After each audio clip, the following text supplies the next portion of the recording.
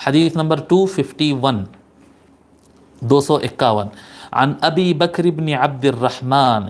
انه سمع ابا هريرة رضی اللہ عنہ یقول عن ابی بکر بن راوی لکھیں آپ یہ ابو بکر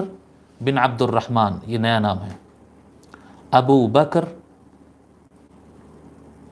بن عبد الرحمن المخزومی، ابو بکر بن عبد الرحمن المخزومی، ابو بکر بن عبد الرحمن المخزومی، یہ تابعی ہے اور مدینہ شریف کے رہنے والوں میں سے ہے، مدینہ شریف کے فقہاء اور علماء میں آپ کا شمار ہوتا تھا، اور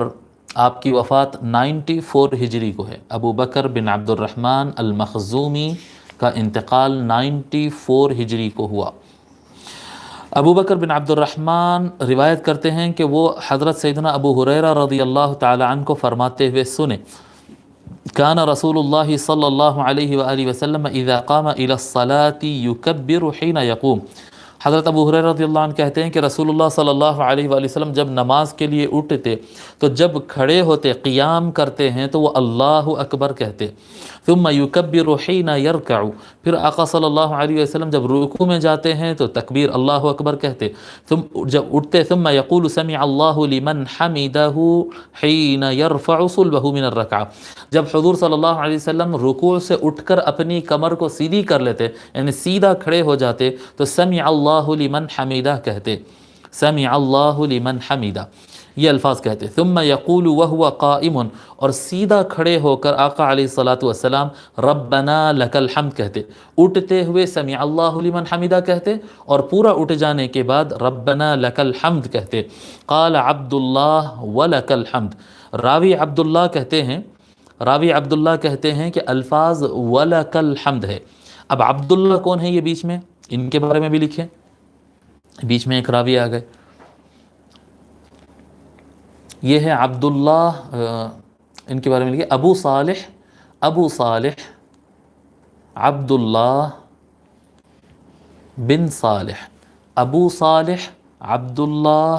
بن صالح الجہنی، ابو صالح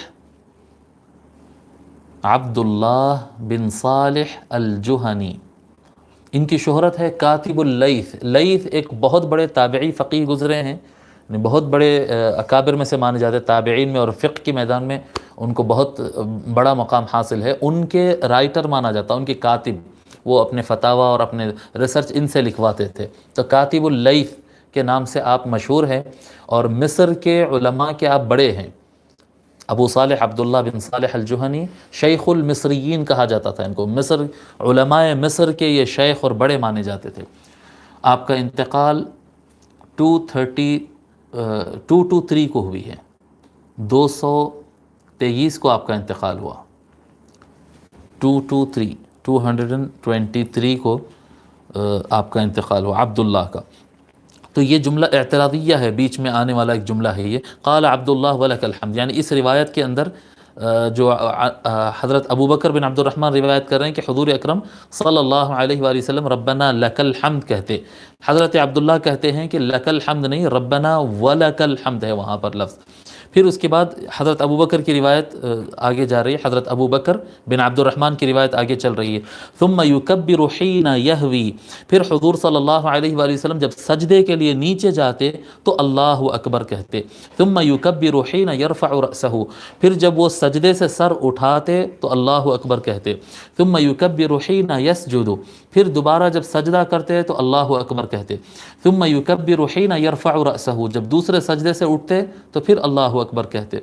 ثم یفعل ذلك فی الصلاة كلها حتى یقضیها، اسی طرح حضور صلی اللہ علیہ وآلہ وسلم نماز کی ساری رکعتوں میں، پوری رکعتوں میں، پوری نماز میں حضور صلی اللہ علیہ وسلم اسی طرح سے کرتے۔ ویکبر حین یقوم من الثنتین بعد الجلوس، اس کے علاوہ جو دو رکعت میں تشہد کے لیے بیٹھتے پھر اس میں سے اٹھتے وقت بھی حضور صلی اللہ علیہ وآلہ وسلم اللہ اکبر کہتے۔ متفق علیہ، یہ حدیث شریف امام بخاری اور مسلم نے روایت کیا۔